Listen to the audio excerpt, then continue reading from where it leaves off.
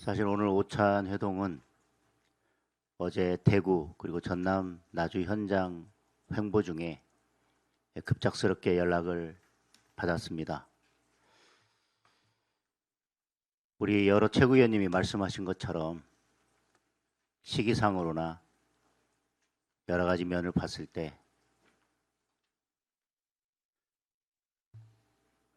부부싸움하고 둘이 화해하겠다고 옆집 아저씨 불러놓는 꼴이라는 것을 충분히 알고 있었습니다.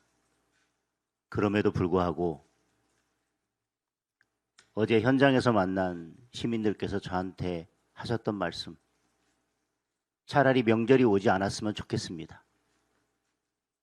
혹시 대통령을 만나는 기회가 있다면 요즘 너무 살기 힘든다는 말을 꼭 전해 주십시오.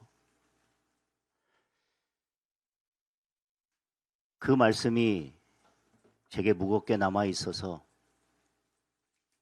오찬 회동에서 그런 목소리를 전해야 되겠다는 마음으로 오찬 회동에 응했습니다.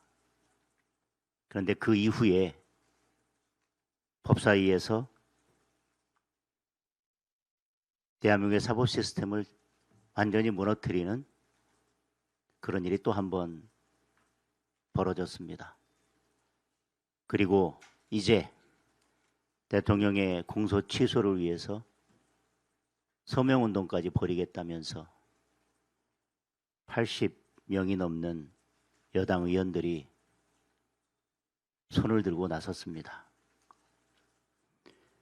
그리고 또 어제 행안위에서는 저희들의 의견이 전혀 반영되지 않은 채 행정통합 관련된 특별법이 일방적으로 통과됐고 오늘 또 그 논의를 이어간다고 합니다. 그리고 심각한 당무 개입도 있었습니다.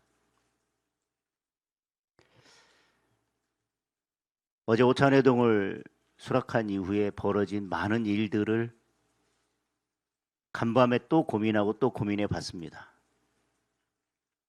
이 회동이 어떤 의미가 있는 것인지.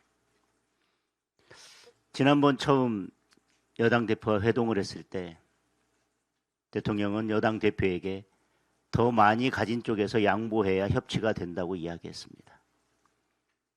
그 다음날 여당 대표는 교섭단체 대표연설에서 내란정당 해산을 10수차례 입에 올렸습니다. 그리고 곧 있었던 대통령의 기자회견에서 기자간담회에서 내란전담 재판부가 왜 위헌이냐는 발언을 대통령이 직접 했습니다. 신년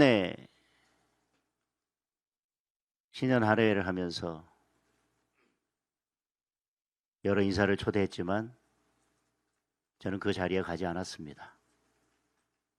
그것보다 더 중요한 것은 대통령이 있어야 될 자리는 그 자리가 아니라 인생을 해결하고 관세 문제를 해결하는 자리이기 때문입니다. 얼마 전 각 당의 대표를 불러서 또 오찬을 했습니다. 그런데 그 전날 종합특검법을 상정하고 그래서 필리버스터를 하고 저는 그날로 단식에 돌입했습니다. 늘 이런 식입니다.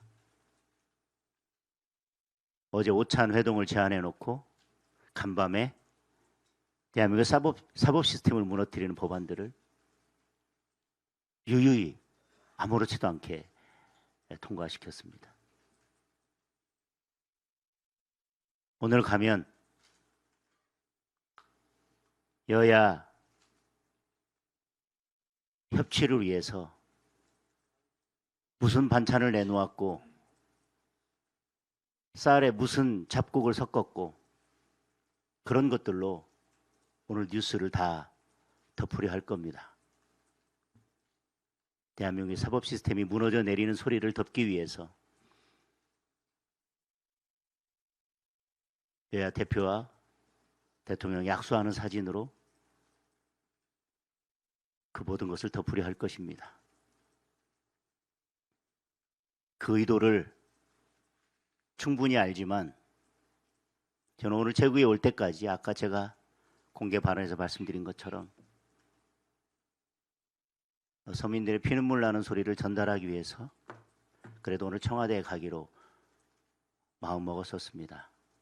그러나 오늘 여러 최고위원님들께서 저에게 다시 최고해 줄 것을 요청하셨기 때문에 최고위 마치고 지도부와 함께 이 문제에 대해서 다시 논의하고 최종 결정을 하도록 하겠습니다.